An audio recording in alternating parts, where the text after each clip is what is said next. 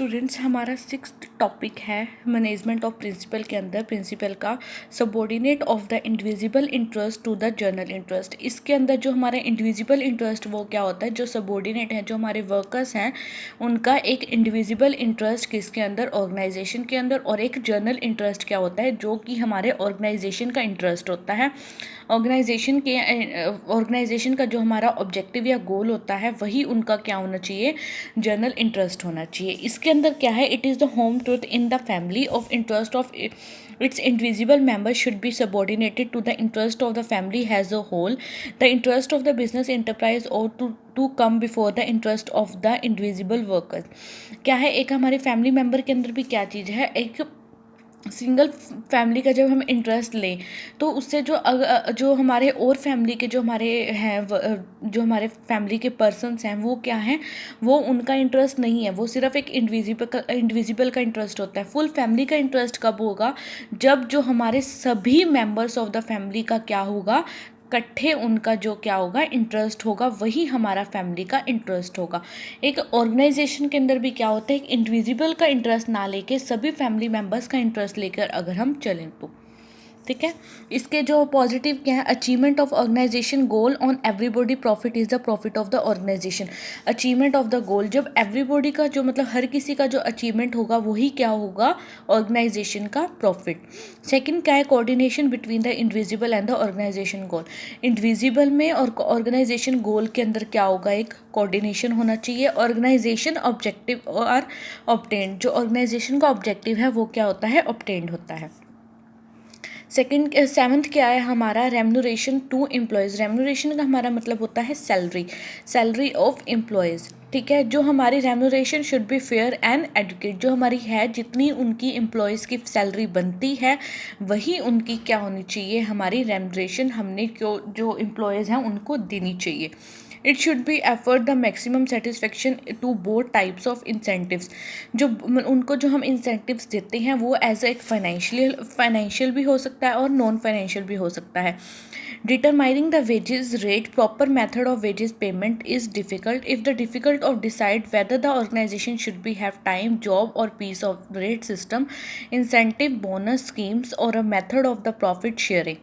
ठीक है, ये सभी चीज़ें हम किस में देखते हैं, जब हमें एक अपने एम्प्लॉय को, अपने जो हमारे वर्कर्स को हम वेजेस देते हैं, एम्प्लॉयज़ को हम सैलरी देते हैं, वो हमारी किस तरीके से हम उनको कंसीडर करें, उनको किस तरीके से हमने सैलरी देनी है, फाइनेंशियल होनी चाहिए या नॉन फाइनेंशियल होनी चाहिए, और मेन चीज़ उसमें क्या होनी चाहिए, वो फेयर होनी चाहिए। ठीक है, जितनी उसकी बनती है उस हिसाब से जो है उसकी जो सैलरी उनको देना एक ज़रूरी है, वो एक एम्प्लॉय का क्या होता है, प्रिंसिपल होता है।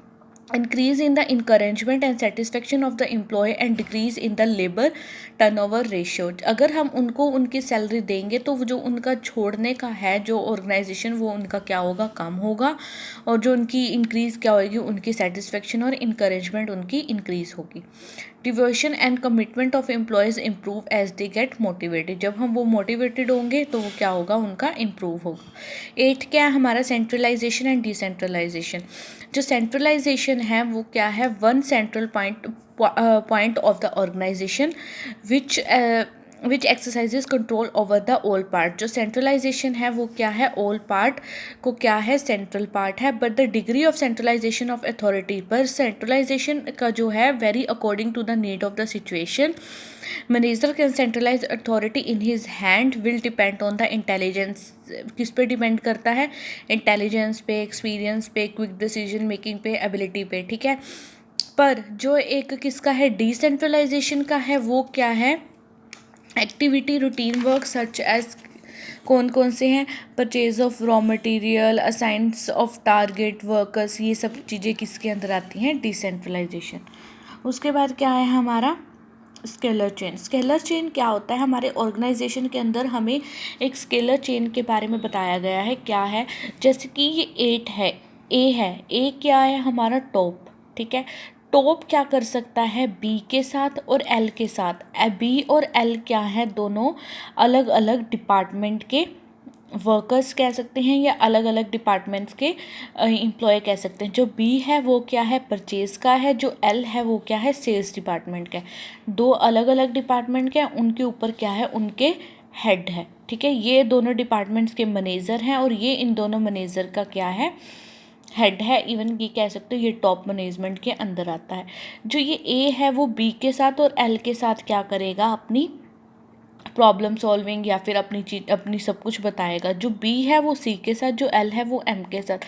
ऐसे ही हमारा चेन चलता आता है। पर जब हमें फीडबैक की ज़रूरत पड़ती है तो फीडबैक हमारा कहाँ से जाता है, नीचे से ऊपर जाता है।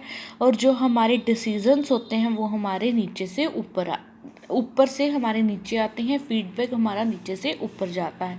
पर जो हमारे सेम लेवल के जो हमारे डिपार्टमेंट हैं वो आपस में एक दूसरे के साथ बातचीत, अब एक दूसरे के साथ अपनी प्रॉब्लम्स ले सकते हैं, ठीक है। उसके बाद इसका हमारा क्या है, पॉजिटिव इफ़ेक्ट है systematical flow of information, no communication gap prevail in the organisation, quick solution of the problem.